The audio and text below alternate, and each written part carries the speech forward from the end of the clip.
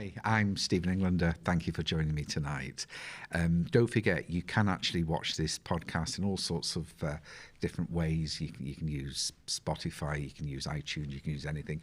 And if you can't watch me on your favourite because we're not on it, do let me know. We'll make sure we are on it. Just remember, we do this podcast as a way of promoting our brand, because we are, at the end of the day, accountants and bookkeepers. So we are hoping that you will get more value from our service by watching this if you are a client, and it'll tempt you to come and join us if you're not a client. So thank you for joining me again. Tonight, we're going to look at Graham's favourite subject, which is to do with Nazis and Nazi collaborators. It's only a quick little mention. And I also want to explain to you about the extended loss, where you can carry back losses against profits for several years now, and people being fed up with using COVID as an excuse for doing shoddy work. And we're going to look at some interesting comments that have been made during the week, as well as asset stripping for dummies. We're going to tell you how to asset strip. So, okay, let's just talk about these Nazi collaborators. Graham, this is your area, isn't it? Because you're probably related or connected to every Nazi in the country. But why would you say that, man? I just don't know. But it's an interesting area because there are companies that have done really, really well in the business world. Like, you've got IBM and Volkswagen and Coca-Cola, and at one point they did work with the Nazis. I mean, I think Volkswagen and Kodak were actually created by the regime at the time.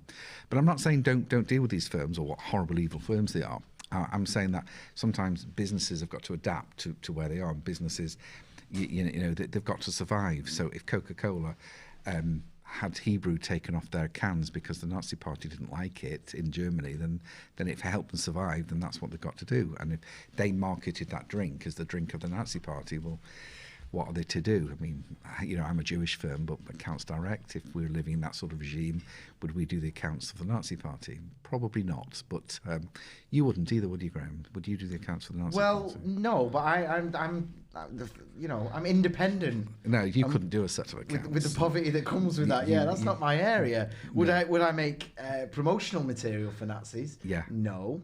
I mean, you're a bit of a fascist, but What do you mean by a bit?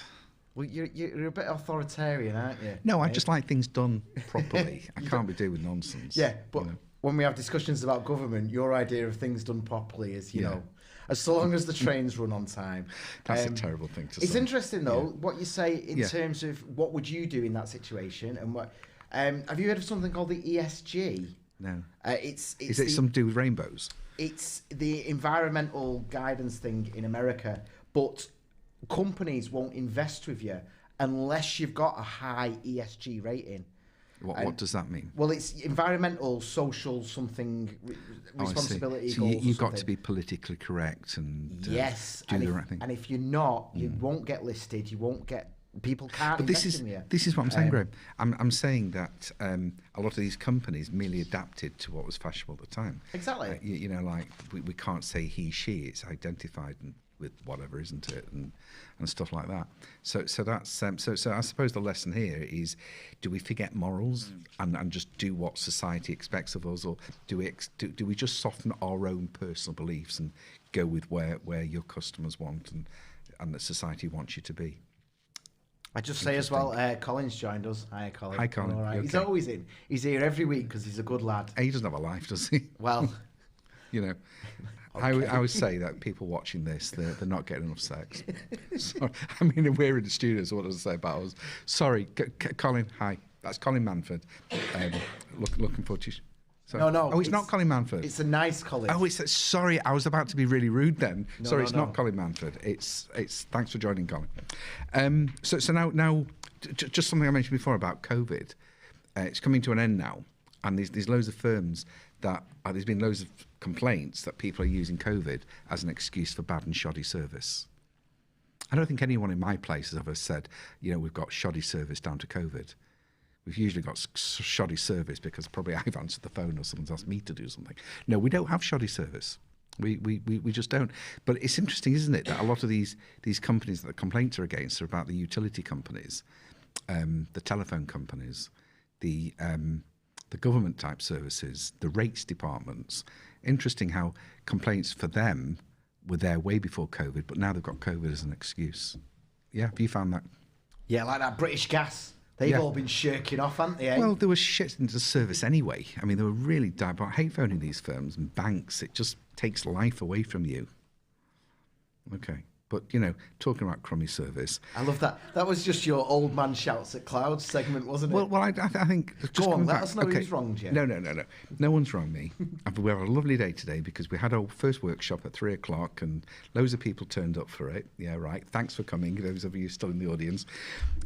Do come along next week, though, because we did have a laugh today and the conversation got a bit heated when we were talking about branding and staff that aren't very good, but we were talking about Nazis and we were talking about shoddy service, so I think it's only right to mention HMRC. No connection there, but they have announced that the extended loss carryback.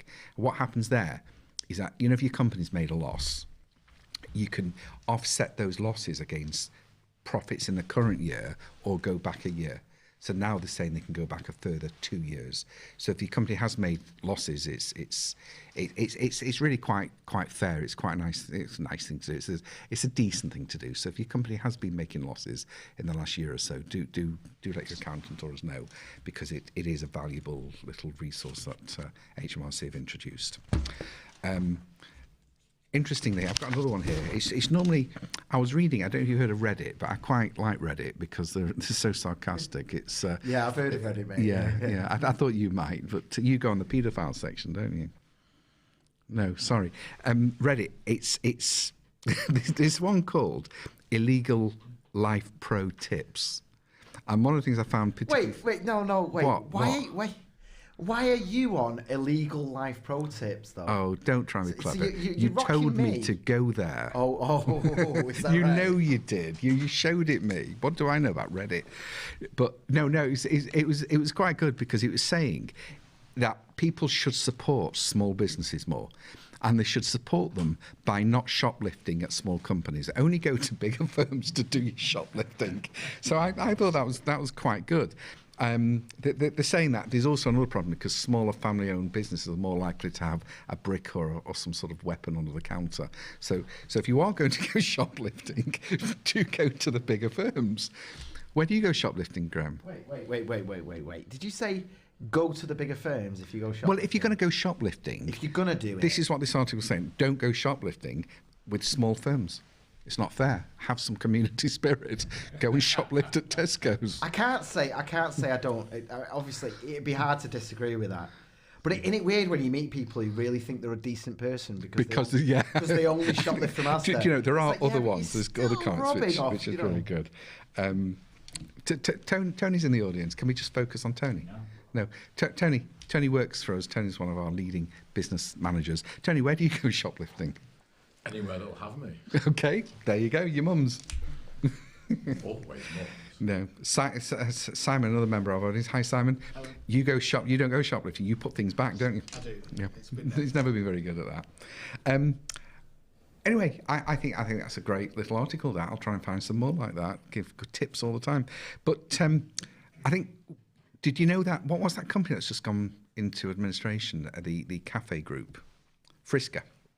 Oh yeah, I've never heard of them, by the way. It's probably partly why they went into administration. If I've never heard of it. It's a chain down south, and they've just gone into administration, and it got me thinking that when I used to be in the business of buying and selling clearance stock many years ago, I used to look through the papers about who'd gone into liquidation, and I used to contact the official receiver or the local insolvency practitioners to see what I could get.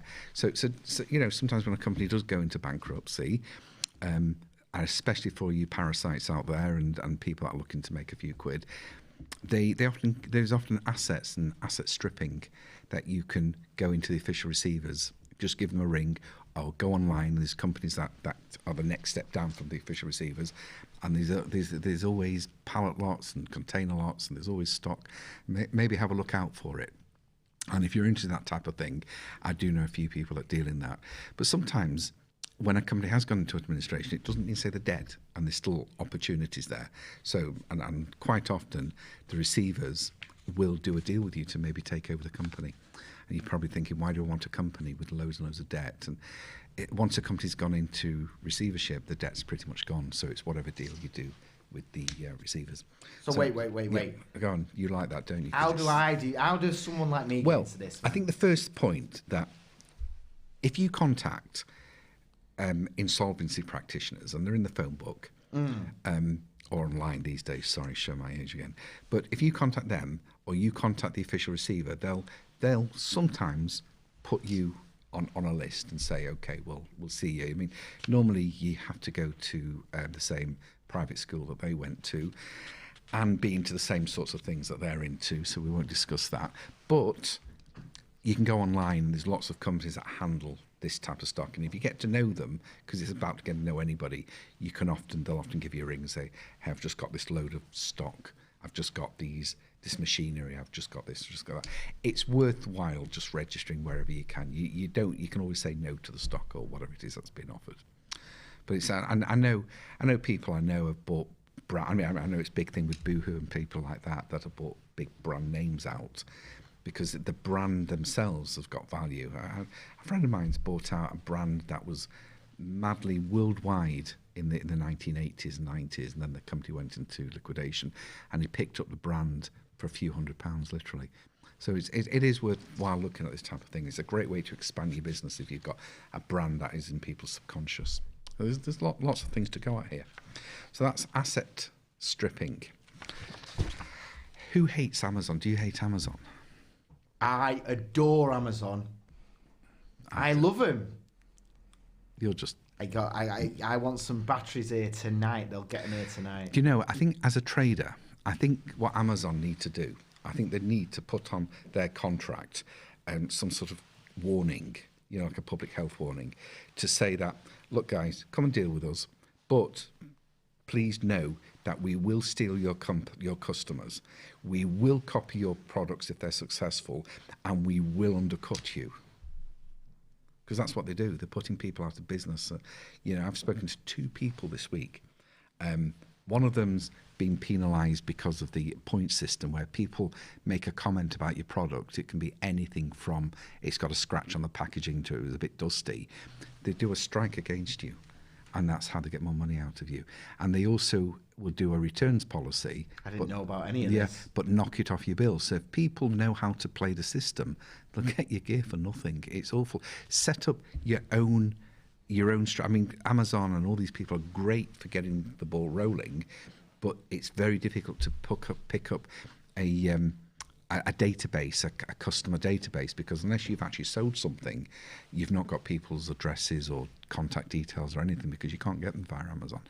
And the way they just freeze money like crazy at a whim, it's disgraceful. I think if a lot of smaller companies acted the way they do, then they'd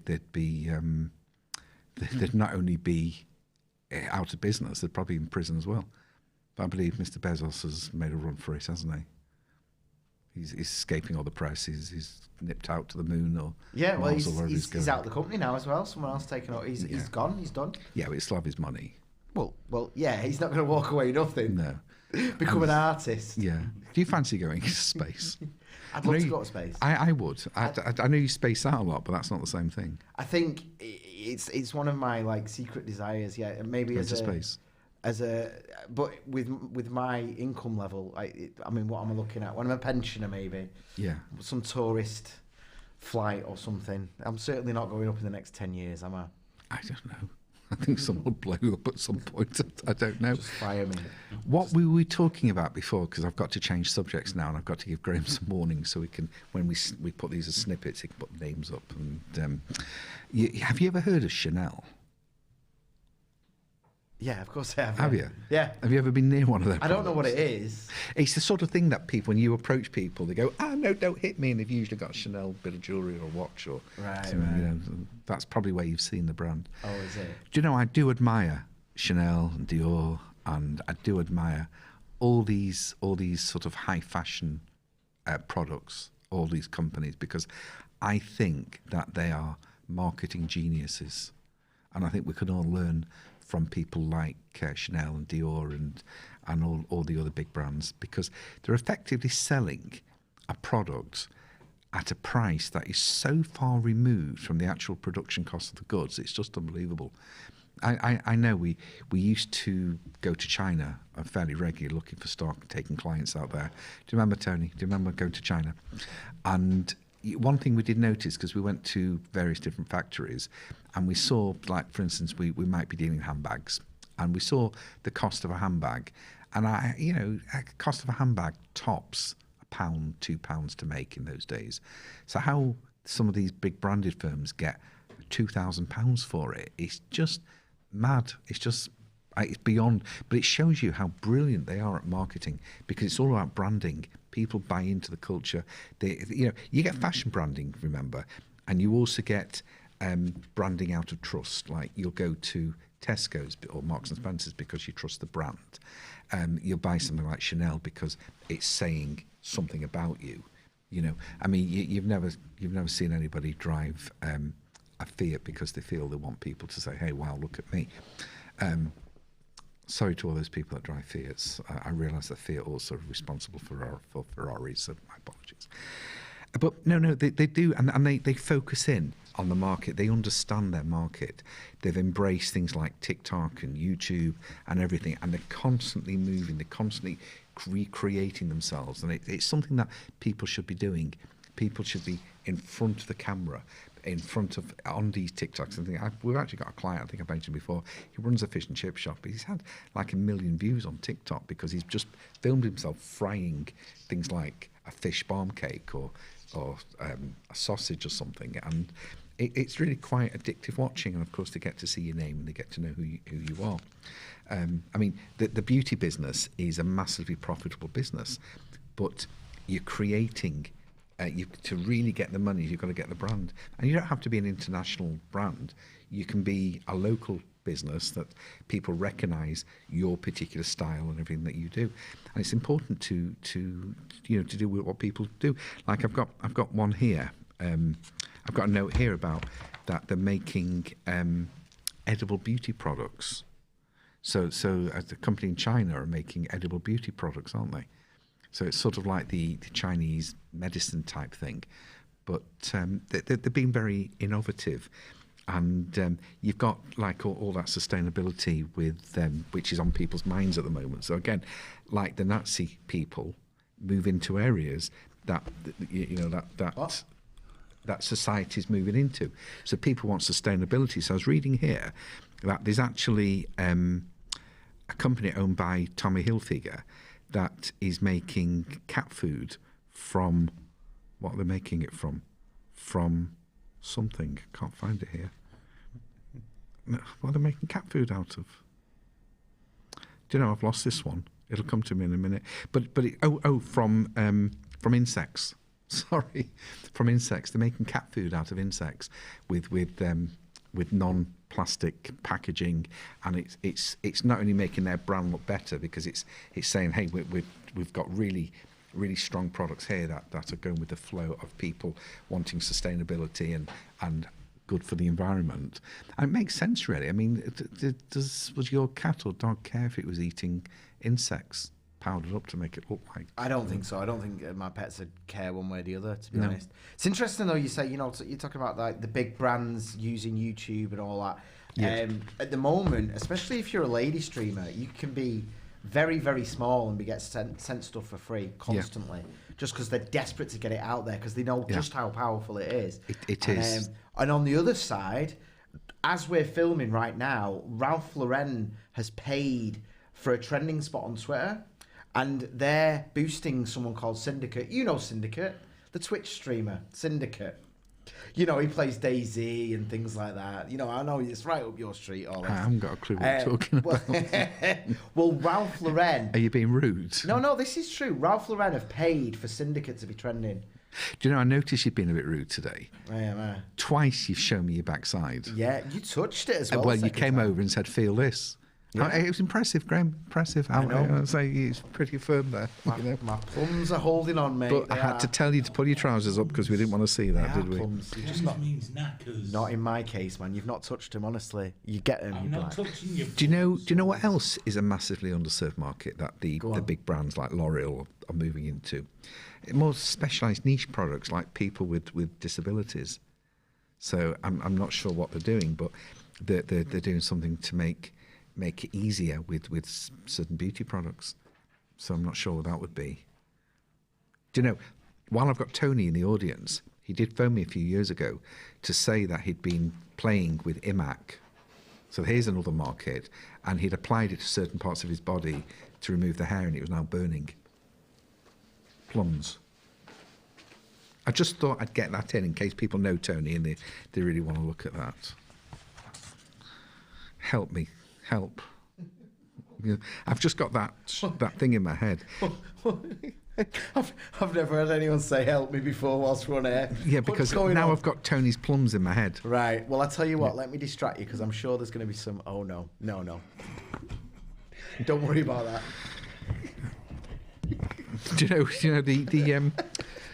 there is actually a website I was looking at the other day called change.org. Yes. Have you heard of it? I know change.org. And it's really good. I mean, they do petitions, so people can sign up to petitions and feel they've done some Yes. good.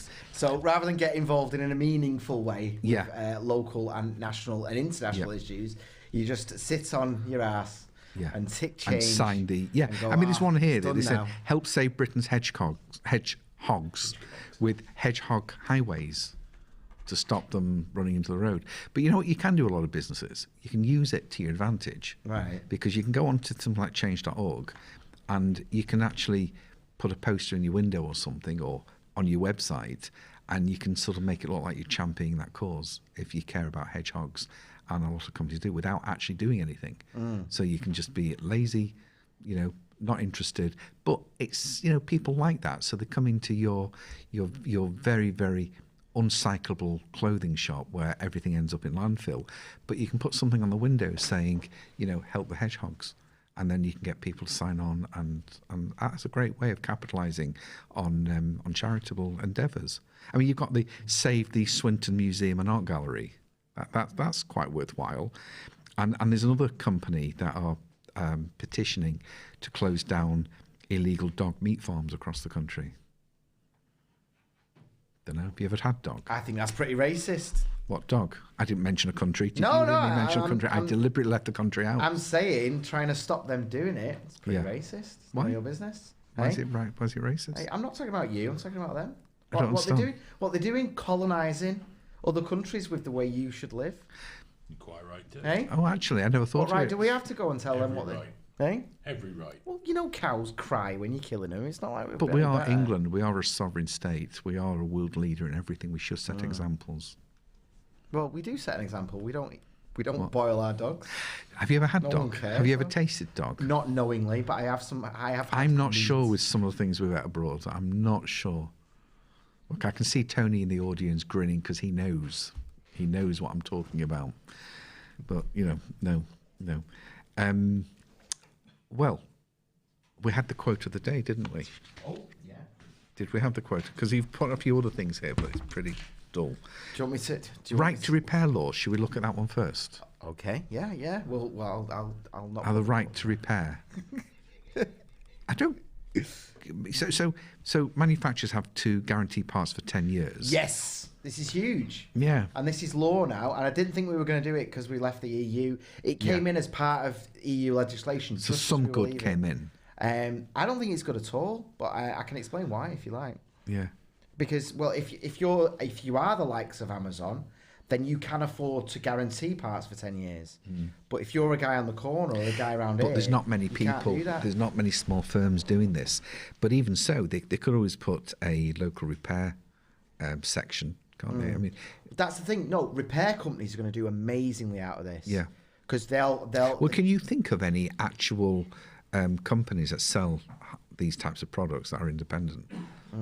because a lot of these products are so guarded by the manufacturers and the licensing and. Yeah, I mean, but they do pop up though. I mean, They do. If you go on Kickstarter or Indiegogo, people are selling new technology Do you know all what? the time. I think this is a business opportunity massively, because it opens the door for people that would traditionally repair them to sell them as well, or people that just sell them to have a repair.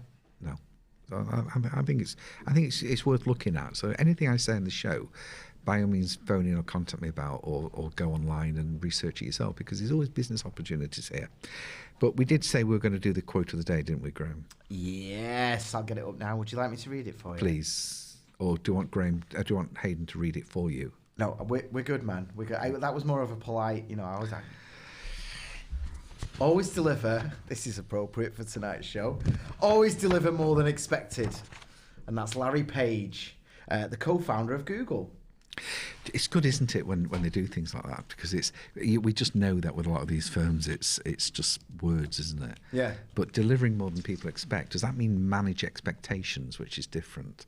So let people think they're going to get less and give them more, so that, because there's a problem with always giving more than you expect and the customer expects, because then they get to expect more and more. And the prices go up and up. The best thing is to say, well, it does what it says on the tin, and then you can be extra delighted because it built within the costing is slightly more than it does on the till. So let people expect what it does on the till, but build in the extra cost. Be delighted that way. It's like people coming here with the tickets, and they come in and they sit down, they have a great show, they have a great chat with me, then they have a great chat with Hayden, and then you come along and that's what they expect, and it was great. And then you come on and show them your arse and say, hey, have a feel of this. It's more than they expected. Yeah, dude. My ass is amazing, actually. It is. I'm not having slander against that. You can call me a Nazi all you want and whatever. My ass is fantastic. On record, I'm saying that to you. So now that we've reached rock bottom and we've come to the end of the show, I want to thank you all for joining me, and I want to particularly thank those people that took the effort to come and join me today. There's more people joining soon. And if you do want to join our show, just come along and just go onto the website, stephenenglander.co.uk, and just join, or accountsdirect.biz, and just join, and we'll see you live, and you can ask me whatever you want, and I'll answer as truthfully as I can, even on personal issues. And thank you very much for joining me, and it's been another delightful show, and I'll see you next week. Thank you very much. Good night.